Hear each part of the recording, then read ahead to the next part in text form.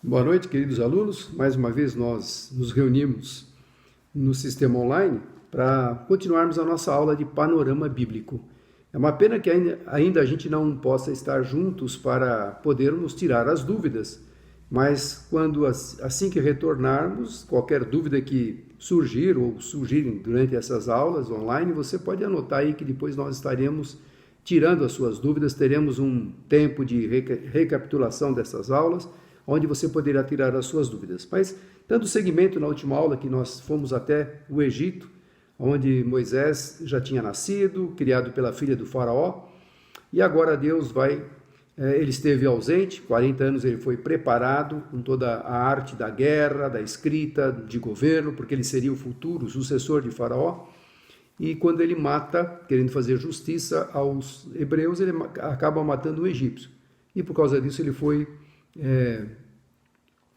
exilado, teve que sair do Egito, e ele ficou 40 anos na terra de Midian, onde Deus vai falar com ele agora depois de 40 anos no Egito, 40 anos agora no deserto, e Deus vai chamá-lo para que ele seja um grande libertador, e ele vai ser o libertador que Deus vai usar para tirar o povo de Israel. Lembrando que o povo de Israel ficou 430 anos no Egito.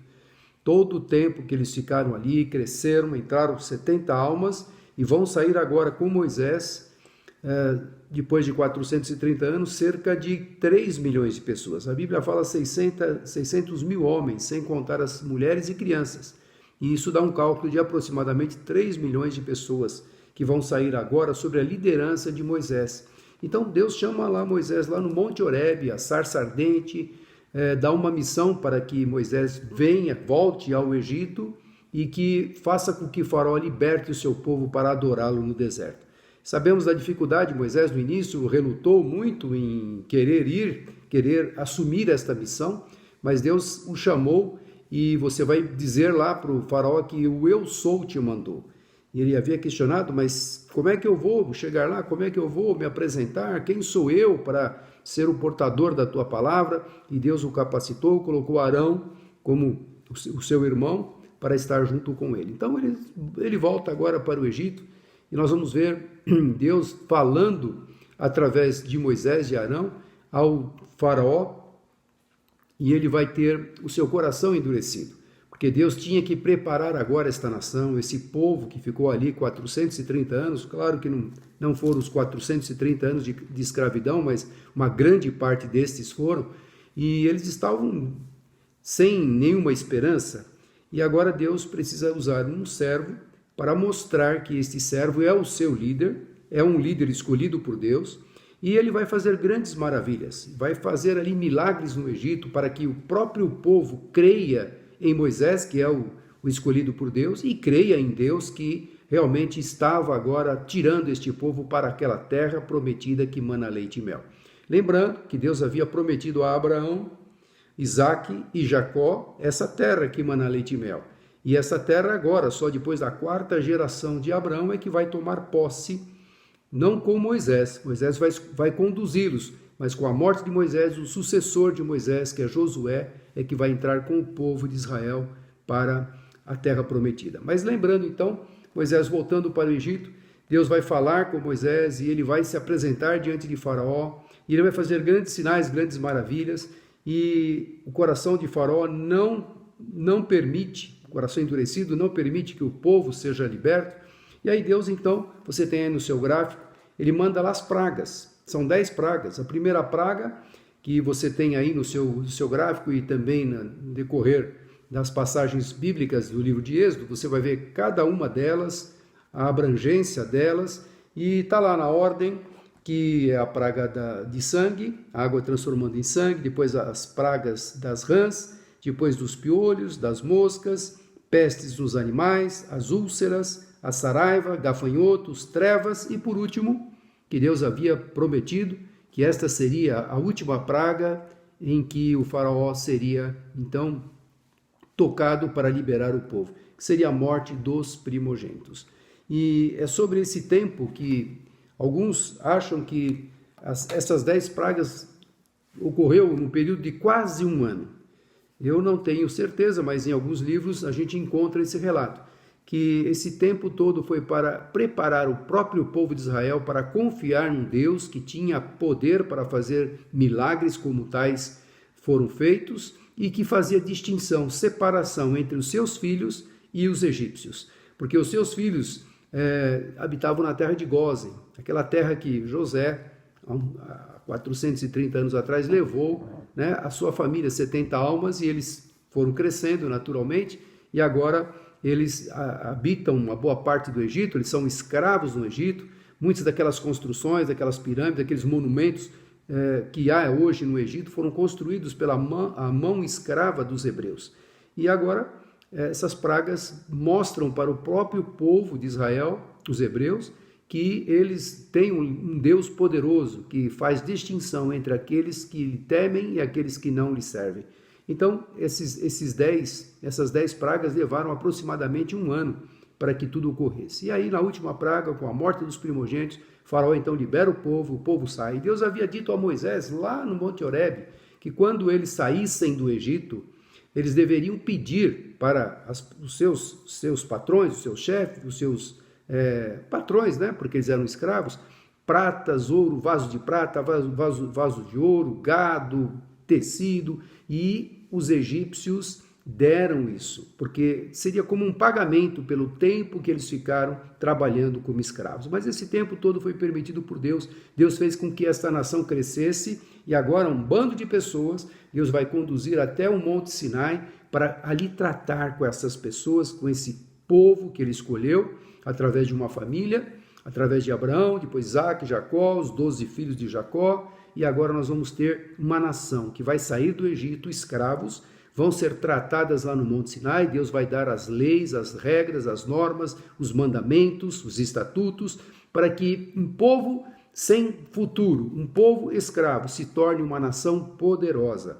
E Deus vai mostrar a sua presença através da coluna de fogo durante a noite e a coluna de nuvem durante o dia. Durante o dia, aquele sol escaldante, a coluna de nuvem protegia quando eles tinham que caminhar. E a coluna de noite, a coluna de fogo à noite, clareava e aquecia ao mesmo tempo. Então, eu posso imaginar grandes coisas Deus fez ali para aquele povo, e o povo via com seus próprios olhos a presença de Deus no meio deles. Então, eles saem do Egito com aquela grande caravana de cerca de 3 milhões de pessoas, e o primeiro obstáculo que nós vamos ler, lá no livro de Êxodo, você vai ver o Mar Vermelho.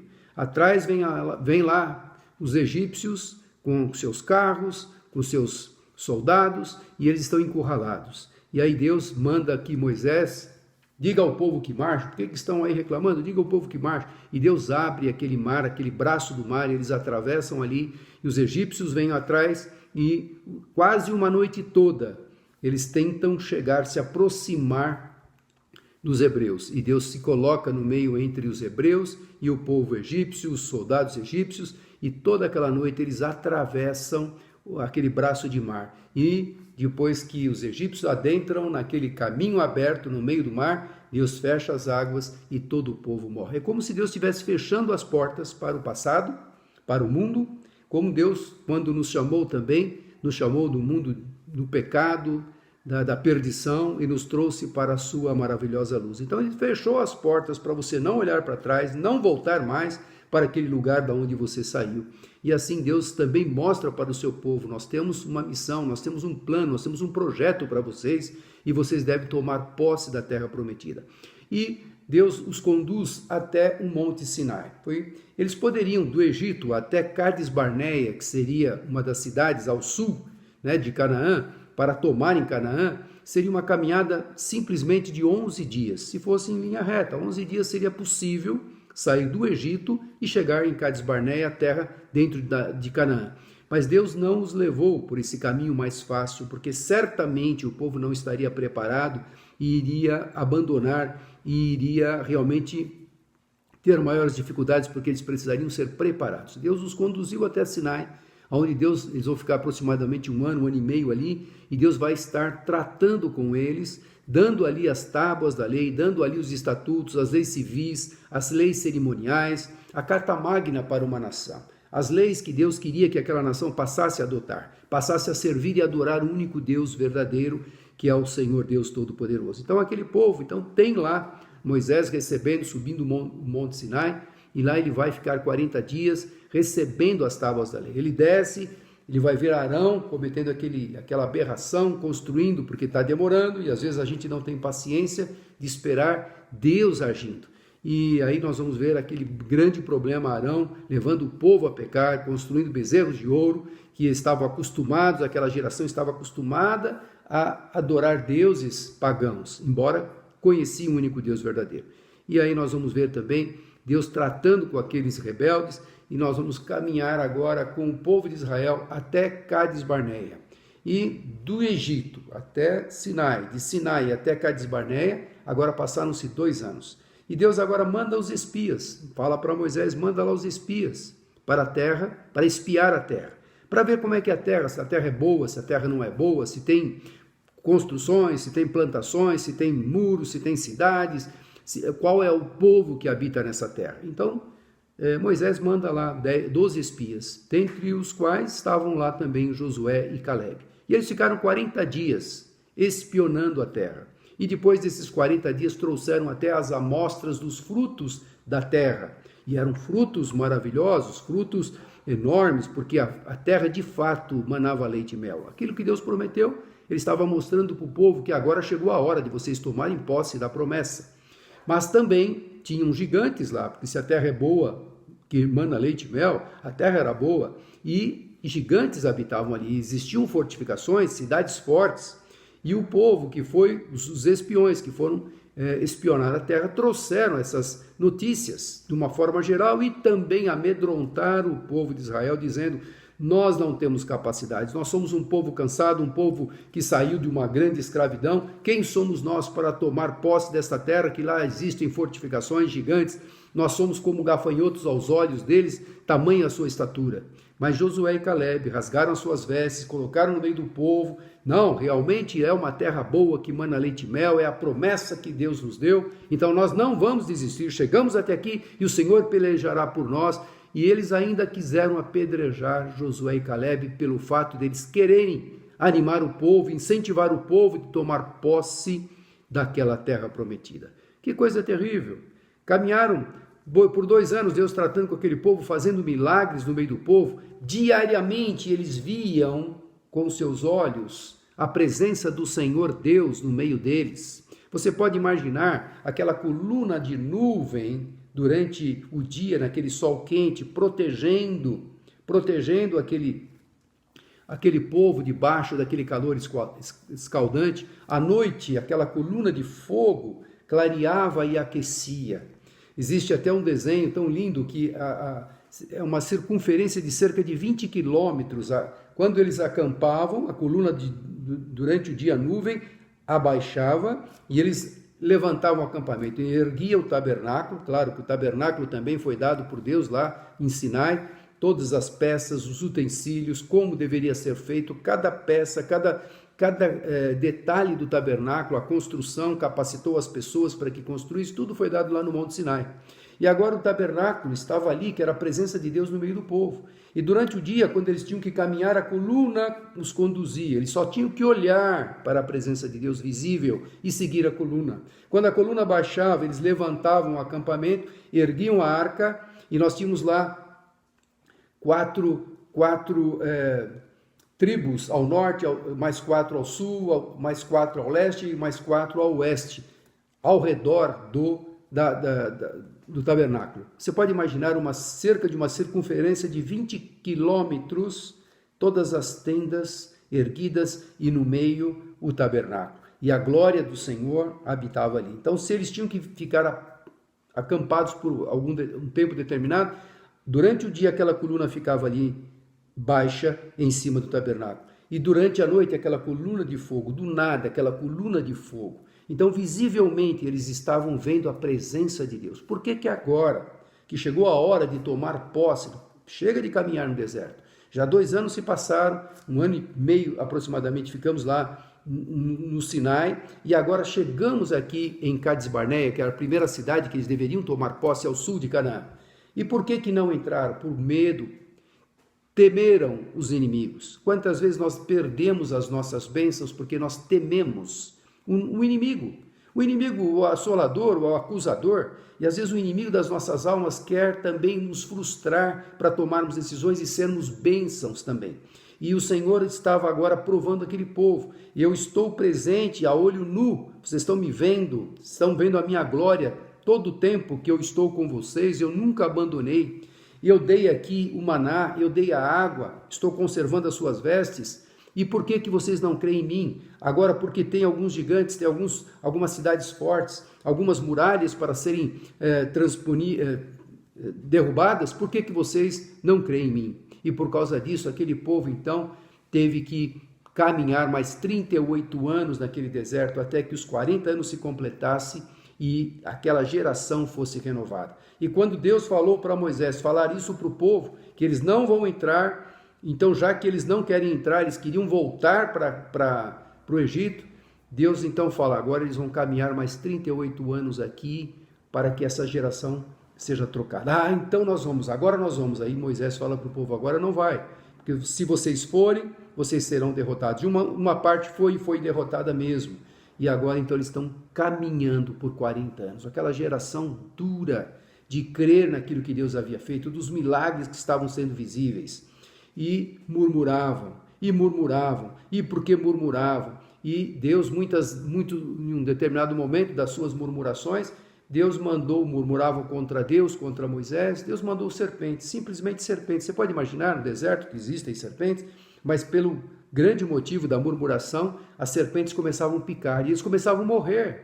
E aí eles oraram, buscaram a Moisés para que Moisés orasse por eles. E aí Deus falou, olha, eu não vou tirar as serpentes, eu vou pedir para que você levante uma serpente numa haste de metal e todo aquele que for picado, olhe para aquela serpente e vai ser curado. Uma tipologia de Jesus que seria levantado na cruz do Calvário. Então o pecado estava ali no meio deles, a murmuração, a tristeza, a desobediência permaneceu, um povo rebelde, um povo obstinado, como muitas vezes a palavra menciona.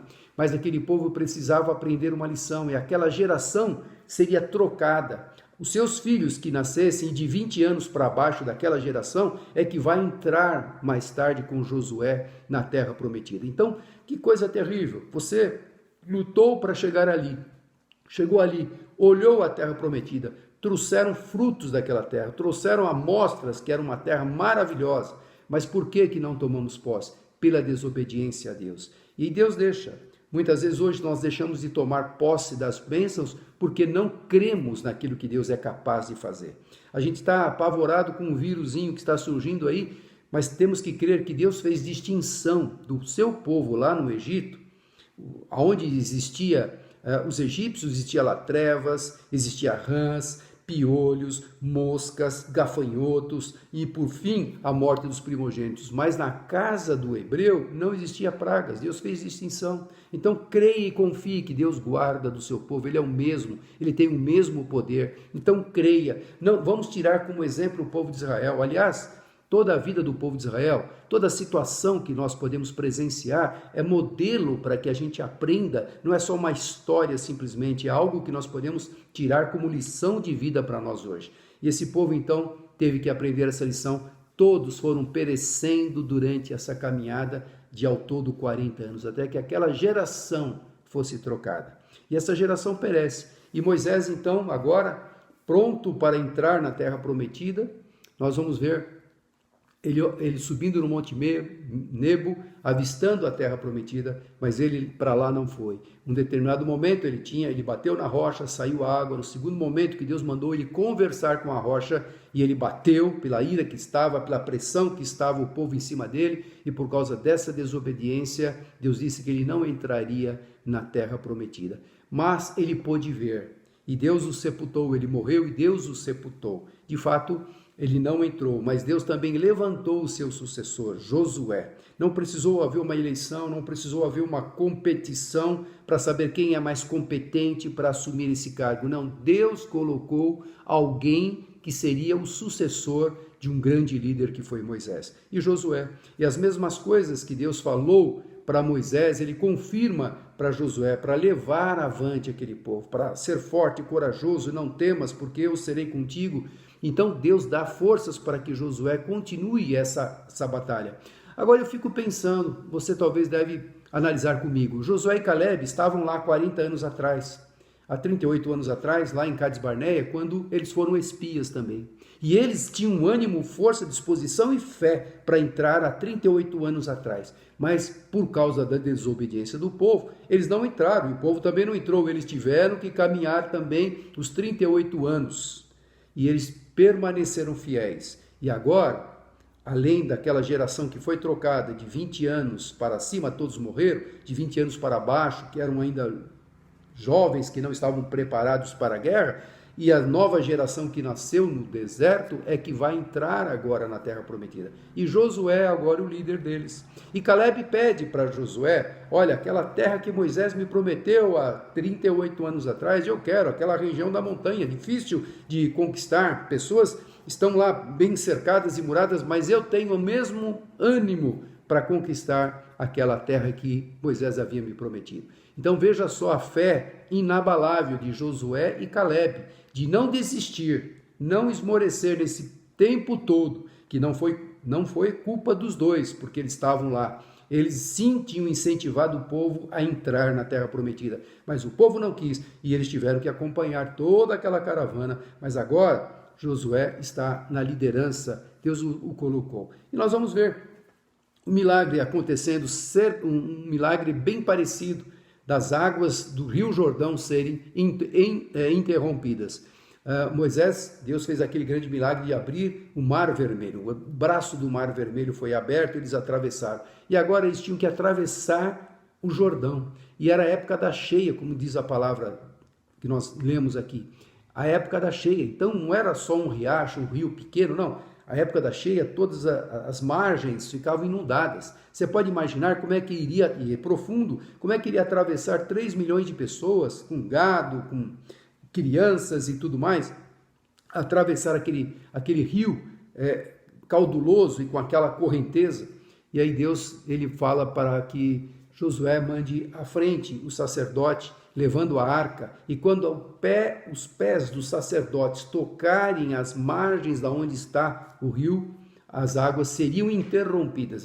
Não abriu porque era uma correnteza, mas as águas foram interrompidas. Alguma coisa aconteceu, uma barreira muito acima de onde eles estavam, bloqueou o rio e eles atravessaram a seco. E depois que acabaram de atravessar, Josué também dá uma ordem dirigida por Deus: peguem lá do meio do rio 12 pedras, tirem aquelas pedras e levem para o lado de lá, da onde nós estamos indo, e façam um memorial, para que no futuro, quando os seus filhos lhe perguntarem o que significa esse memorial dessas pedras, esse monumento, é para que vocês saibam que aqui, exatamente aqui, Deus fez um grande milagre de interromper as águas do Jordão para que pudéssemos passar. Deus gosta que você se lembre das coisas que Ele já fez na sua vida. Quantas vezes Deus já te curou, quantas vezes Deus te livrou, e aí não vai ser diferente agora nesse momento de lutas que estamos passando.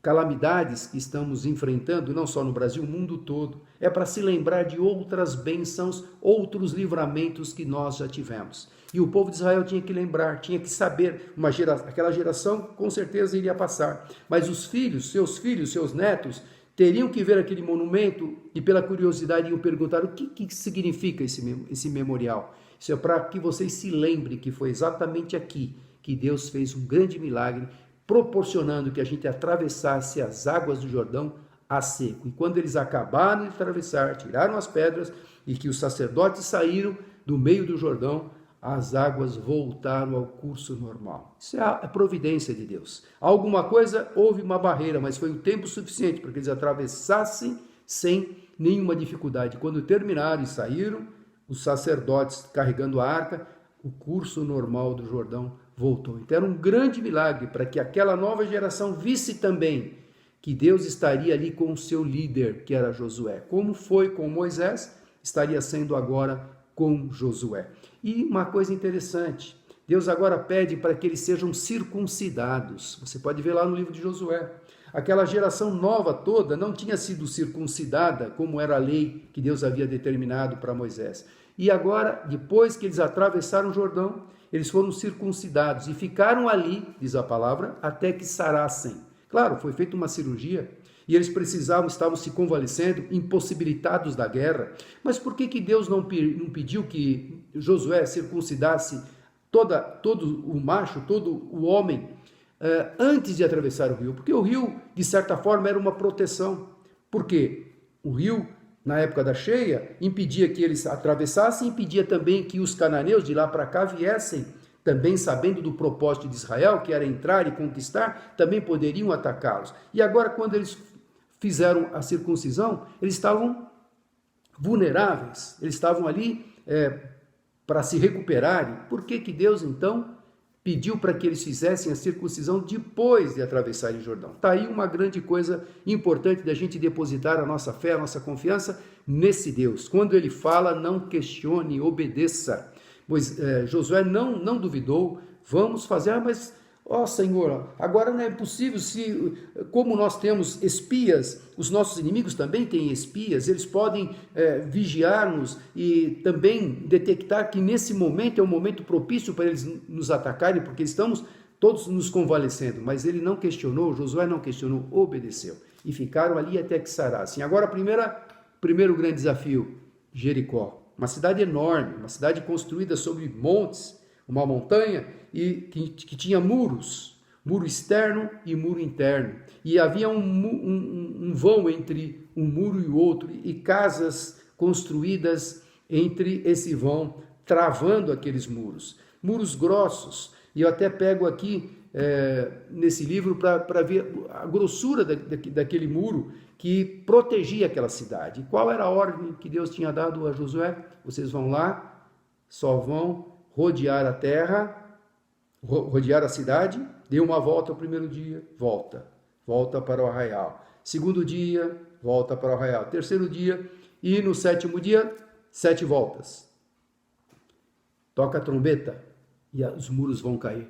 É algo assim impossível aos olhos humanos, a compreensão humana, que dessa forma foi com que houve a conquista de Jericó, em obediência. Deus não faria a mesma coisa há 38 anos atrás?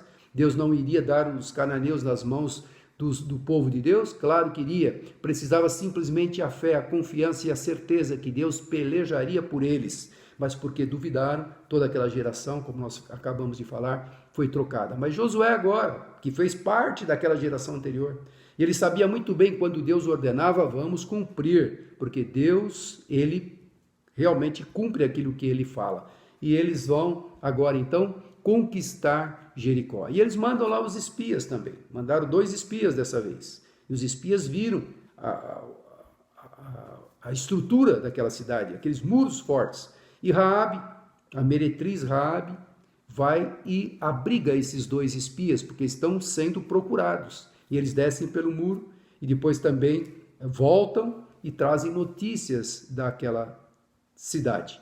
E Deus dá a estratégia, então, de primeiro dia, vão dar uma volta, segundo, terceiro, até o 7º dia, 7 voltas, e aí toca a trombeta e os muros vão cair. E a Bíblia fala que cada um entrou à frente de si, ou seja, ficaram parados em volta daquela grande muralha, e quando Deus deu a ordem de tocar o chofar, aquelas muralhas caíram. A arqueologia nos revela que o muro externo caiu para fora, arrastando o muro interno, e cada um que estava ao redor daquele muro entrou, cada um à frente de si, ou seja, não foi um pedaço ou um rombo que houve no muro, não, o muro todo caiu automaticamente ao som da trombeta. E aí eles entraram cada qual à frente de si, tomaram de uma vez a cidade, exceto a casa de Raabe, que estava construída sobre o muro, que ela não caiu, não ruiu.